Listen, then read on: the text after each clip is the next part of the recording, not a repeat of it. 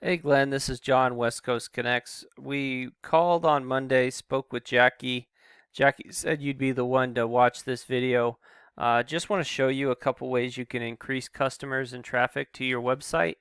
All I ask is at the end if you can shoot me some feedback, whether that be via email, text, phone call, anything would suffice. I just would love to hear your thoughts. So with that, I'll get started.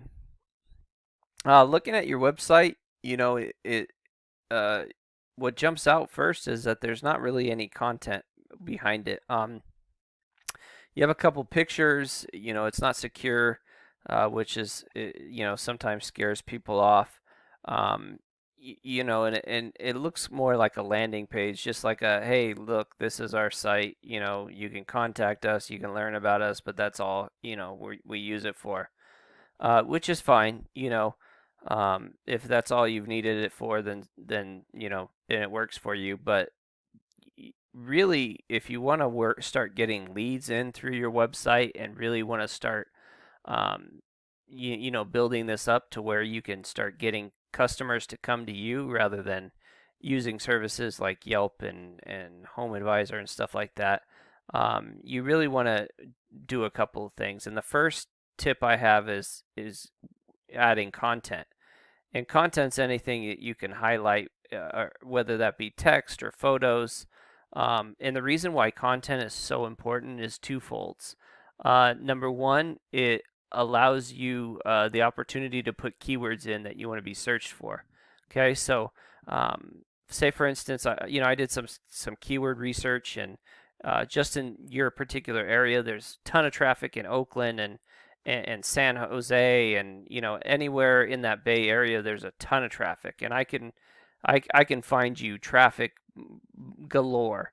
But I just use the San Francisco electrician.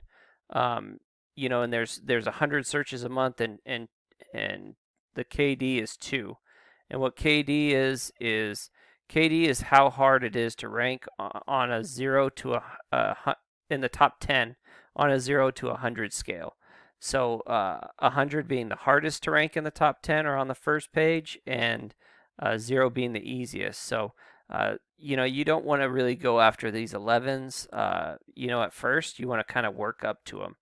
You want to start ranking for these lower ones and then build up to the stronger ones. So that would be, and really with the content, you can put those keywords in, whether they be headers or your pages, or you can even save these images as particular keywords. So instead of this being, produce one, I might have this being saved as San Francisco electrician.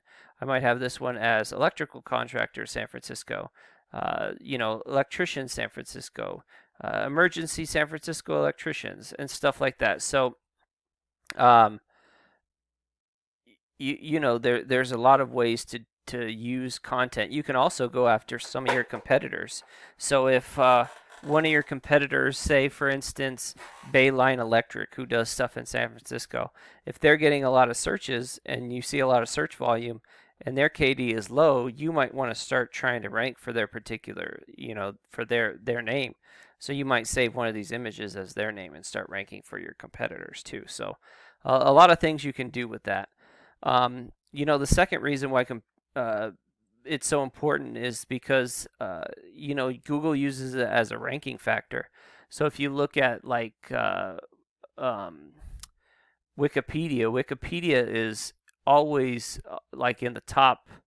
On the first page, they're always at the top, and the reason for that is because there's so much content on their site. Content is king, is what we say. So definitely a lot. You typically for a homepage want anywhere from 1,000 to 1,500 words. My second tip would be to uh, optimize your Google My Business. You had two of them. I'm guessing this is the one you use primarily because there's more reviews. You definitely want to add 5-star reviews in as many as possible. Okay, if you can, if it's quality and quantity. Get as much up there as possible, and then and that'll take away from some of those negative reviews. And then add photos like we talked about that are optimized for whatever keywords you're looking to search for.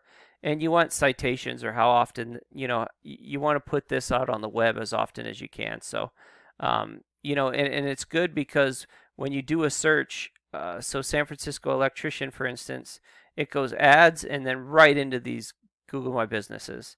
So you see, you really want your business up in this map pack. It could be, a lot of people just scroll down and when they hit what they want, they click on their website and go to it. So really important in getting some traffic. Okay.